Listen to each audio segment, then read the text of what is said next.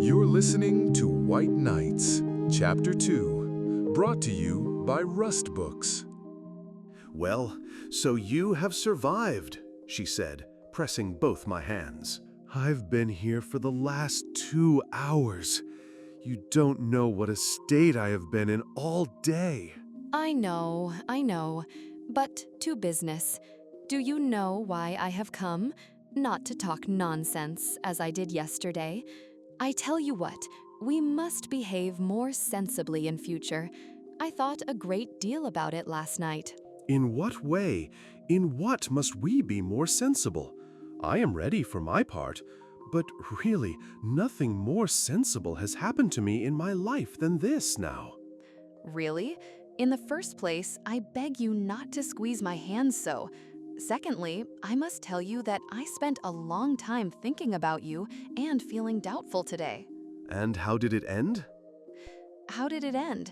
The upshot of it is that we must begin all over again, because the conclusion I reached today was that I don't know you at all, that I behaved like a baby last night, like a little girl. And, of course, the fact of it is that it's my soft heart that is to blame. That is, I sang my own praises, as one always does in the end when one analyzes one's conduct. And therefore, to correct my mistake, I've made up my mind to find out all about you minutely. But as I have no one from whom I can find out anything, you must tell me everything fully yourself. Well, what sort of man are you?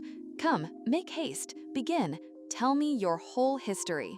My history! My history! But who has told you I have a history? I have no history. Then how have you lived if you have no history? Absolutely without any history. I have lived, as they say, keeping myself to myself. That is, utterly alone.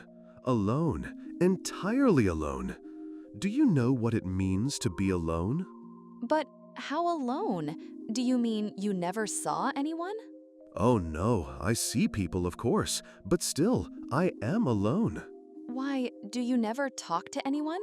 Strictly speaking, with no one. Who are you then? Explain yourself. Stay, I guess, most likely like me, you have a grandmother. She is blind and will never let me go anywhere, so that I have almost forgotten how to talk. Good heavens, what misery! But no, I haven't a grandmother like that. Well, if you haven't, why do you sit at home? Listen, do you want to know the sort of man I am? Yes. In the strict sense of the word? In the very strictest sense of the word. Very well, I am a type. Type? What sort of type? She laughed as though she had not had a chance of laughing for a whole year. Yes, it's very amusing talking to you. Look, here's a seat. Let us sit down. No one is passing here, no one will hear us, and begin your history. For it's no good you're telling me. I know you have a history, only you are concealing it. To begin with, what is a type? A type? A type is an original. It's an absurd person. It's a character. Listen, do you know what is meant by a dreamer? A dreamer! Indeed, I should think I do know. I am a dreamer myself. Sometimes, as I sit by grandmother, all sorts of things come into my head. Why, when one begins dreaming, one lets one's fancy run away with one. Why, I marry a Chinese prince. If you have been married to a Chinese emperor, you will quite understand me. Come, listen. But 1 minute, I don't know your name yet. My name is Nastenka. Nastenka. And nothing else? My name is nothing else. Why, is not that enough for you, you insatiable person? Not enough. On the contrary, it's a great deal, a very great deal, Nastenka. You kind girl, if you are Nastenka for me from the first. Quite so. Well? Well, listen, Nastenka, now for this absurd history. I sat down beside her, assumed a pedantically serious attitude, and began as though reading from a manuscript. There are, Nastenka, though you may not know it, strange nooks in Petersburg.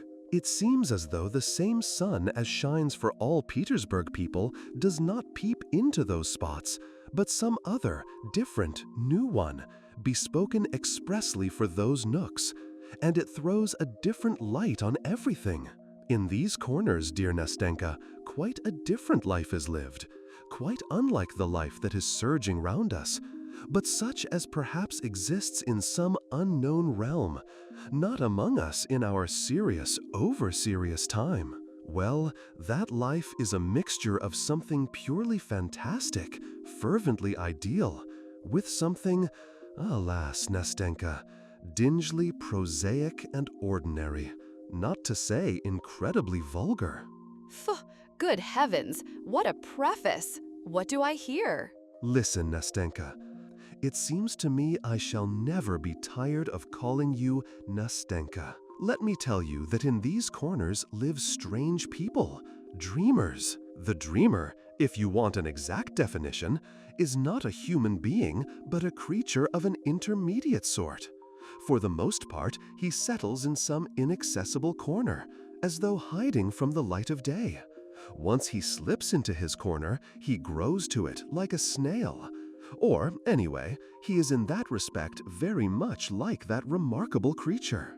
Who in that respect is very much like that remarkable creature, which is an animal and a house both at once, and is called a tortoise. Why do you suppose he is so fond of his four walls, which are invariably painted green, grimy, dismal, and reeking unpardonably of tobacco smoke? Why is it that when this absurd gentleman is visited by one of his few acquaintances, and he ends by getting rid of all his friends, why does this absurd person meet him with such embarrassment, changing countenance, and overcome with confusion, as though he had only just committed some crime within his four walls, as though he had been forging counterfeit notes, or as though he were writing verses to be sent to a journal with an anonymous letter in which he states that the real poet is dead, and that his friend thinks it his sacred duty to publish his things? Why, tell me, Nastenka, why is it conversation is not easy between the two friends? Why is there no laughter? Why does no lively word fly from the tongue of the perplexed newcomer, who at other times may be very fond of laughter, lively words, conversation about the fair sex, and other cheerful subjects?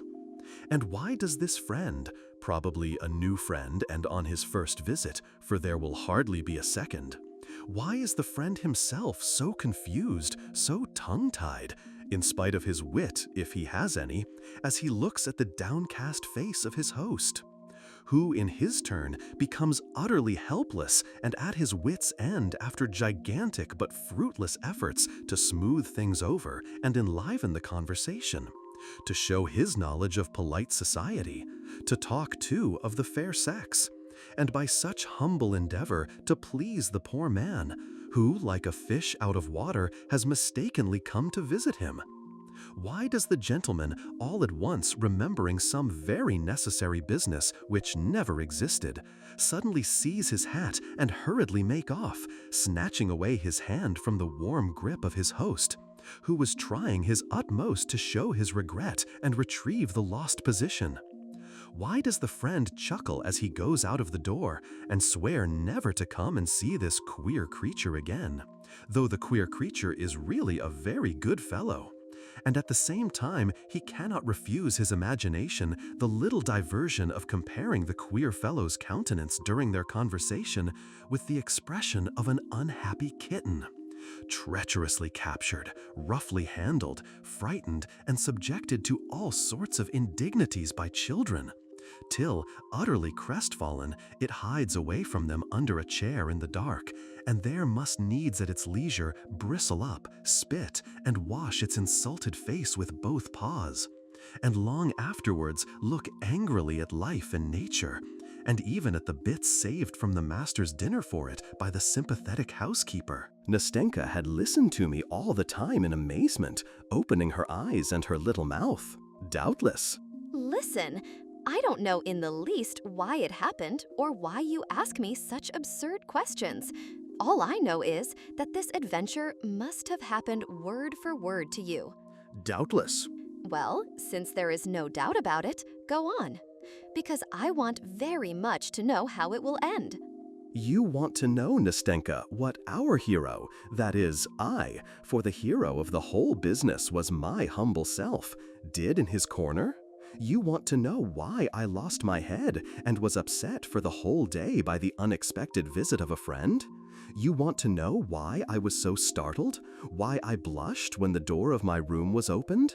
Why I was not able to entertain my visitor? And why I was crushed under the weight of my own hospitality? Yes, that's the point. Listen, you describe it all splendidly, but couldn't you perhaps describe it a little less splendidly? You talk as though you were reading it out of a book. Nastenka, dear Nastenka, I know I describe splendidly, but excuse me, I don't know how else to do it.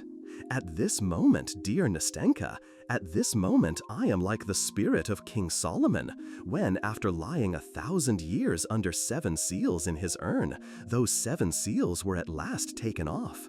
At this moment, Nastenka, when we have met at last after such a long separation, for I have known you for ages, Nastenka, because I have been looking for someone for ages, and that is a sign that it was you I was looking for, and it was ordained that we should meet now. At this moment, 1,000 valves have opened in my head, and I must let myself flow in a river of words, or I shall choke. And so I beg you not to interrupt me, Nastenka, but listen humbly and obediently, or I will be silent. No, not at all. Go on, I won't say a word. I will continue. There is, my friend Nastenka, 1 hour in my day which I like extremely. That is the hour when almost all business, work, and duties are over, and everyone is hurrying home to dinner, to lie down, to rest.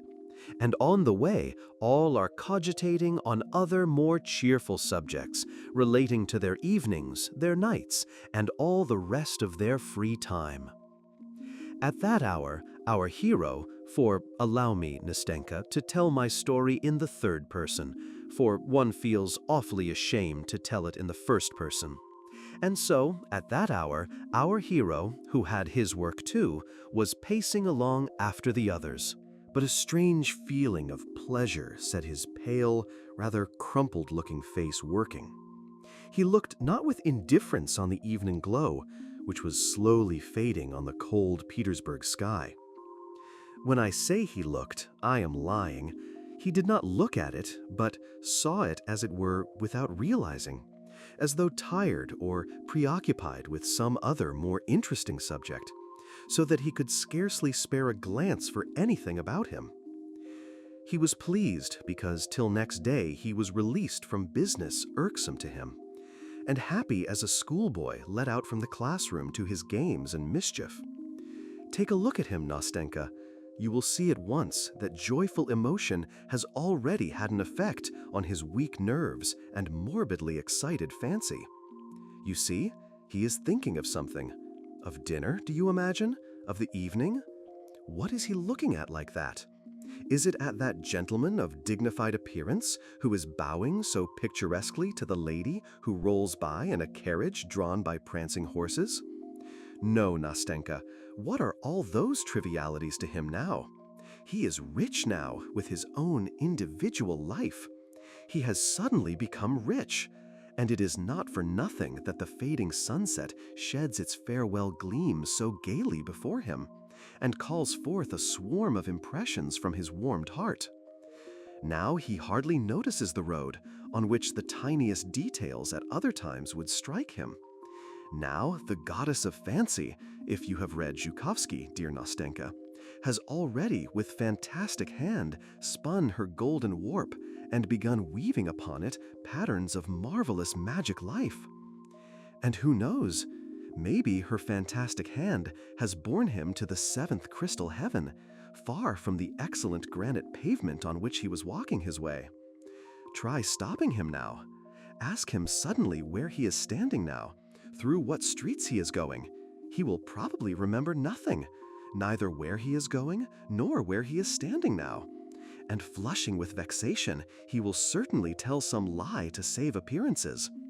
That is why he starts, almost cries out, and looks round with horror when a respectable old lady stops him politely in the middle of the pavement and asks her way. Frowning with vexation, he strides on, scarcely noticing that more than one passerby smiles and turns round to look after him, and that a little girl, moving out of his way in alarm, laughs aloud, gazing open-eyed at his broad meditative smile and gesticulations. But fancy catches up in its playful flight the old woman, the curious passers-by, and the laughing child, and the peasants spending their nights in their barges on Fontanka. Our hero, let us suppose, is walking along the canal side at that moment, and capriciously weaves everyone and everything into the canvas like a fly in a spider's web.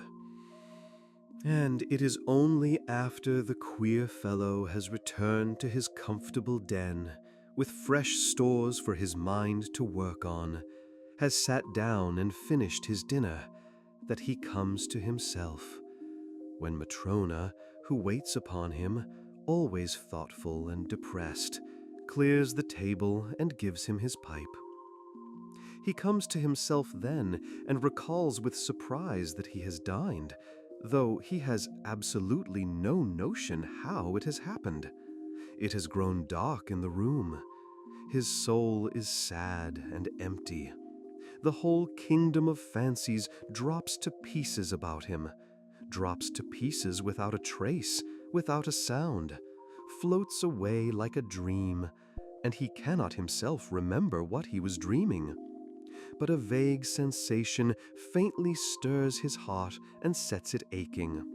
Some new desire temptingly tickles and excites his fancy, and imperceptibly evokes a swarm of fresh phantoms.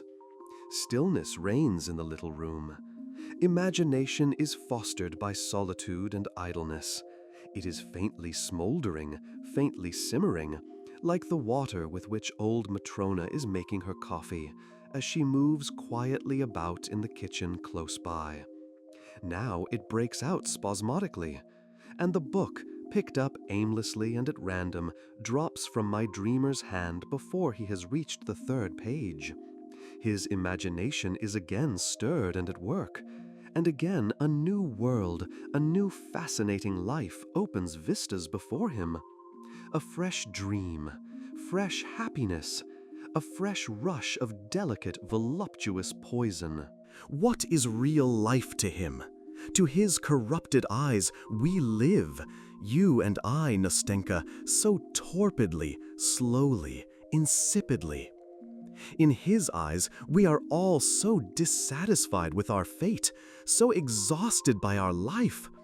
And truly, see how at first sight everything is cold, morose, as though ill-humored among us. Poor things, thinks our dreamer, and it is no wonder that he thinks it.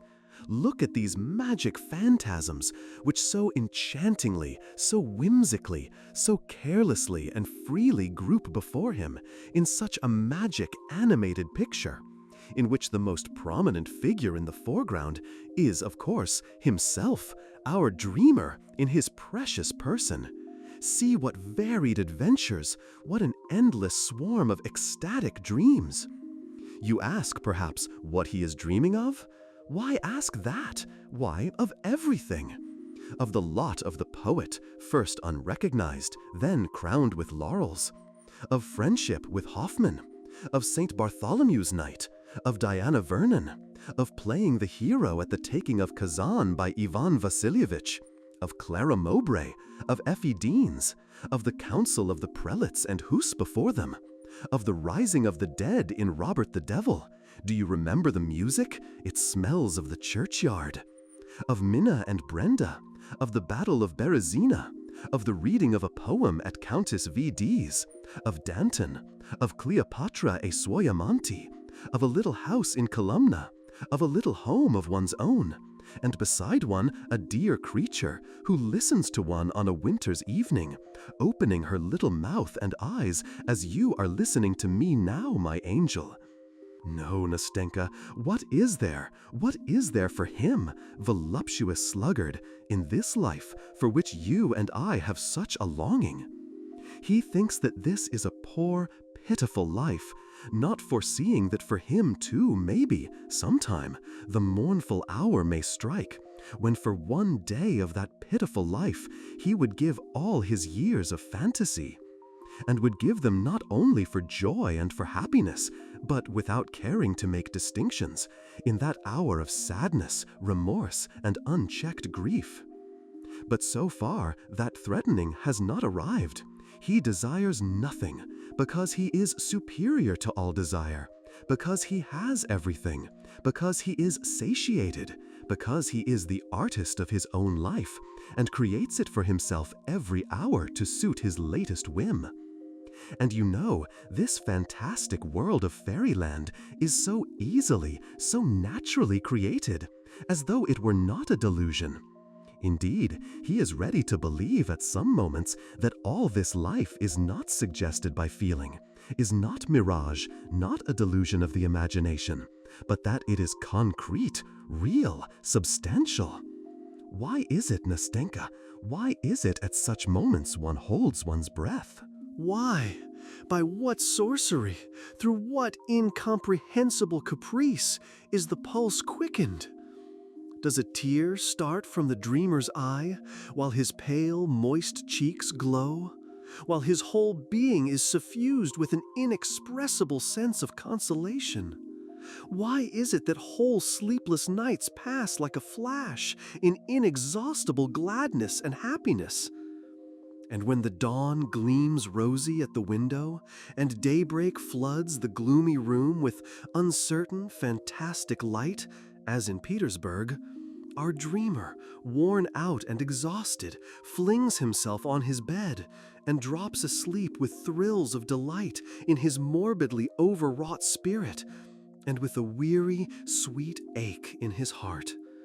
Yes, Nastenka, one deceives oneself and unconsciously believes that real, true passion is stirring one's soul. One unconsciously believes that there is something living, tangible in one's immaterial dreams. And is it delusion? Here, love, for instance, is bound up with all its fathomless joy, all its torturing agonies in his bosom. Only look at him, and you will be convinced. Would you believe, looking at him, dear Nastenka, that he has never known her, whom he loves in his ecstatic dreams? Can it be that he has only seen her in seductive visions, and that this passion has been nothing but a dream? Surely they must have spent years hand in hand together, alone, the two of them, casting off all the world, and each uniting his or her life with the other's. Surely when the hour of parting came, she must have lain sobbing and grieving on his bosom, heedless of the tempest raging under the sullen sky, heedless of the wind which snatches and bears away the tears from her black eyelashes. Can all of that have been a dream? And that garden, dejected, forsaken, run wild, with its little moss-grown paths, solitary, gloomy, where they used to walk so happily together, where they hoped, grieved, loved each other so long, and so fondly. And that queer ancestral house, where she spent so many years lonely and sad, with her morose old husband, always silent and splenetic, who frightened them, while timid as children they hid their love from each other? Dreamer, with increasing intensity, passionate and dreamy. What torments they suffered, what agonies of terror! How innocent, how pure was their love, and how, I need hardly say, Nastenka, malicious people were.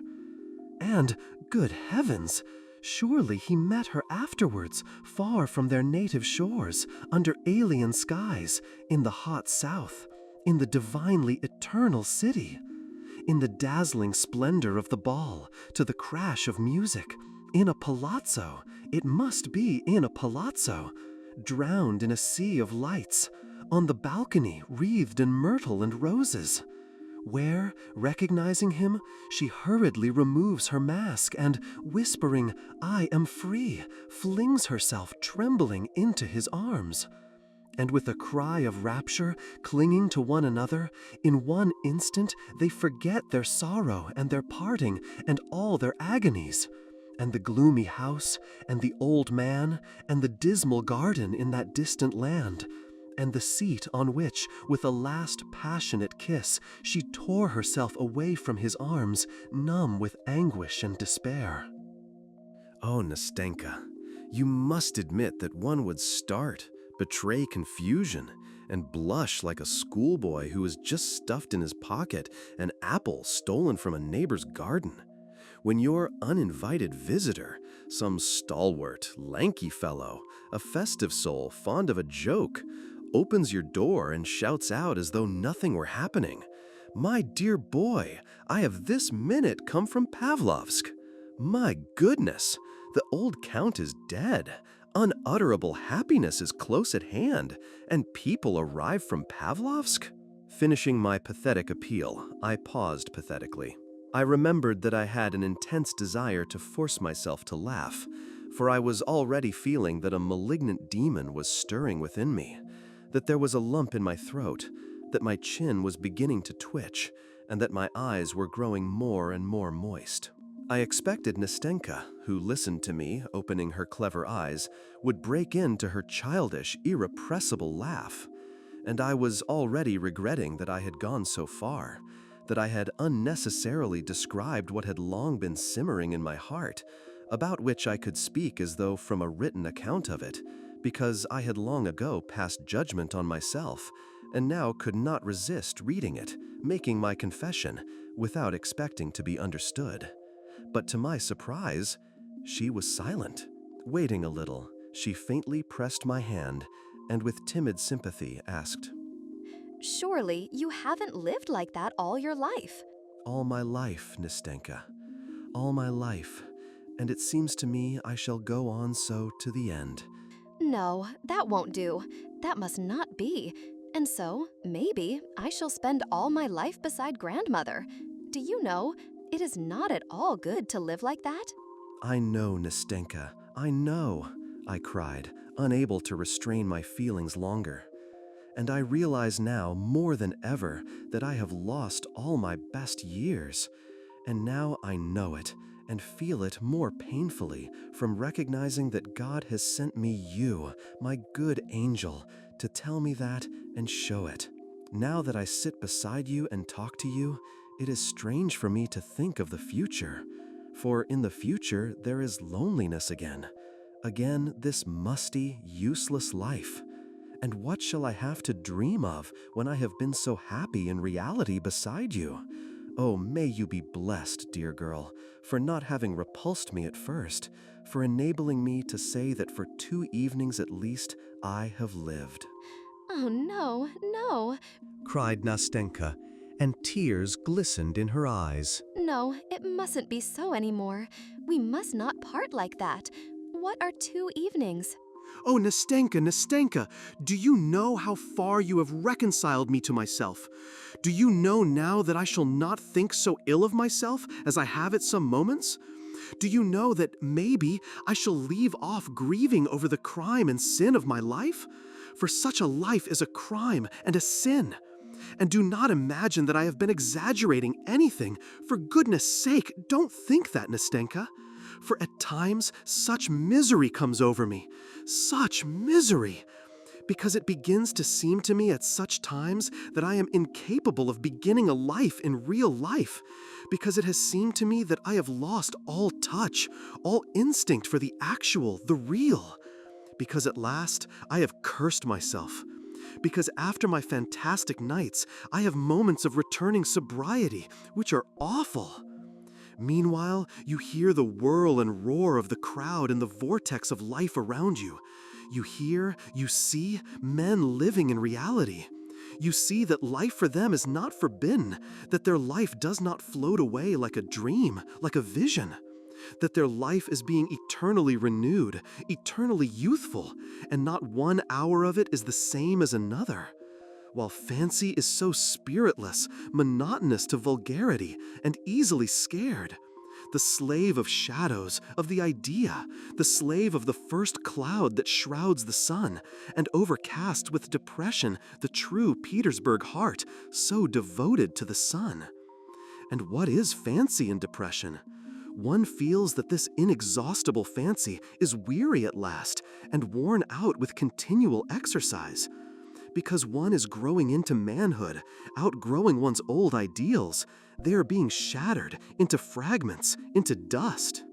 If there is no other life, one must build one up from the fragments.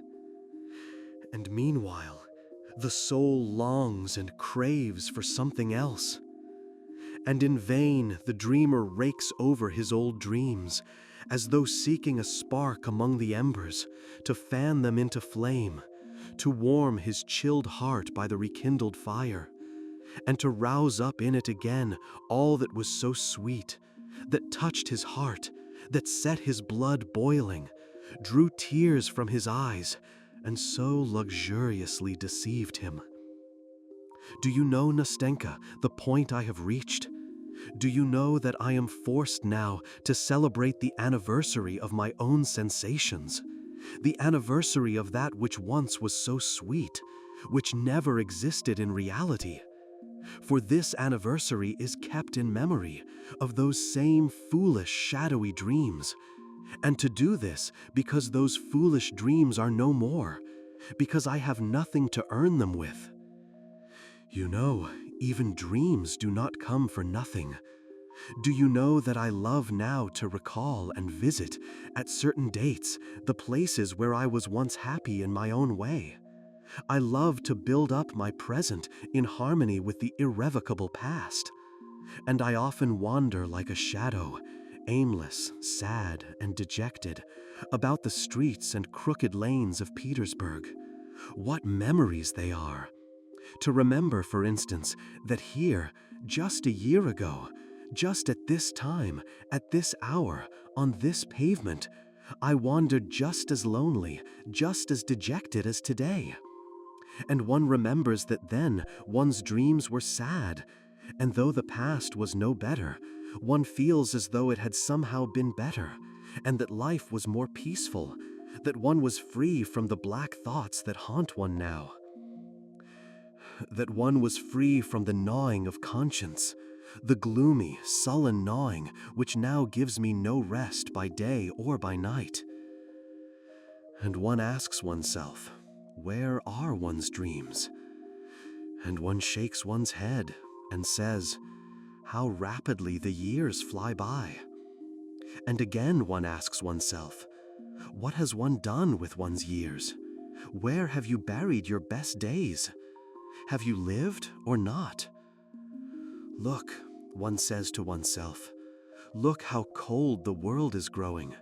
Some more years will pass, and after them will come gloomy solitude.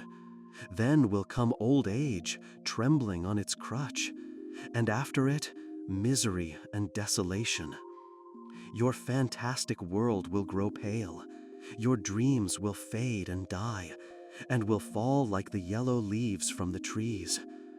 Oh, Nastenka, you know, it will be sad to be left alone, utterly alone, and to have not even anything to regret, nothing, absolutely nothing. For all that you have lost, all that, all was nothing. Stupid, simple nullity.